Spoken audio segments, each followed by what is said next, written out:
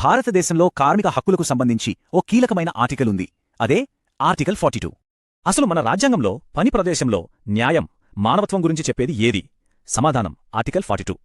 So ఈ article ప్రభుత్వానికి ఒక స్పష్టమైన ఆదేశమిస్తుంది: కార్మికుల్ని కాపాడాలి, పనిచేసే తల్లులకు అండగా ఉండాలి అని. అంటే ఇది ముఖ్యంగా 2 విషయాల్ని మన పని ప్రదేశాల్లో తీసుకురావాలి అంటుంది. అవే సామాజిక, లింగ న్యాయం. సరే, ఇందులో మొదటిది చూద్దాం: మానవత్వంతో కూడిన పని పరిస్థితులు. ఇది ప్రతి కార్మికుడి హక్కు. అంటే కేవలం భద్రతే కాదు, సరైన పని గంటలు, ఆరోగ్య చర్యలు కూడా చాలా ముఖ్యం. ఇక రెండవది ప్రసూతి ఉపశమనం. ఆ కాలంలో ఇది ఒక మైలురాయిలాంటిది. అంటే తల్లైనందుకు మహిళలు వృత్తిపరంగా నష్టపోకూడదు. అదే ఇక్కడ ముఖ్యం. సరే, ఈ రాజ్యాంగ ఆదేశం చట్టంగా ఎలా మారిందో చూద్దాం.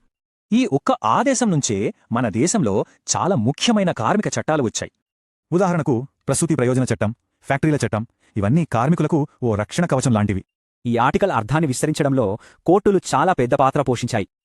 ఈ కేసులో సుప్రీంకోర్టు ఒక ముఖ్యమైన ప్రశ్నను తేల్చింది: ఈ హక్కులు కేవలం పర్మనెంట్ ఉద్యోగులకేనా? సుప్రీంకోర్టు తీర్పు క్లియర్గా చెప్పింది: ఉద్యోగం ఏదైనా సరే ప్రసూతి హక్కు అందరికీ ఉంటుంది. ఇక్కడ కోర్టులు ఆర్టికల్ 42ని ప్రాథమిక హక్కైన ఆర్టికల్ 21తో కలిపి చూశాయి. ఇది చాలా ముఖ్యం. దీన్ని ఆచరణలో చూస్తే ప్రసూతి సెలవు ఇవ్వటం ఆర్టికల్ స్ఫూర్తికి అనుగుణంగా ఉంటుంది. సో ఆర్టికల్ 42 అంటే కార్మిక సంక్షేమం, లింగ న్యాయం, మానవ గౌరవం ఇవన్నీ గుర్తుంచుకోవాలి. ఒక్క మాటలో చెప్పాలంటే ఈ ఆర్టికల్ కార్మిక హక్కులకు, లింగ న్యాయానికి రాజ్యాంగమిచ్చిన హామీ. అయితే ఇప్పుడున్న పరిస్థితుల్లో ఈ స్ఫూర్తిని అందరికీ, ముఖ్యంగా అసంఘటిత రంగ కార్మికులకు ఎలా అందించాలి?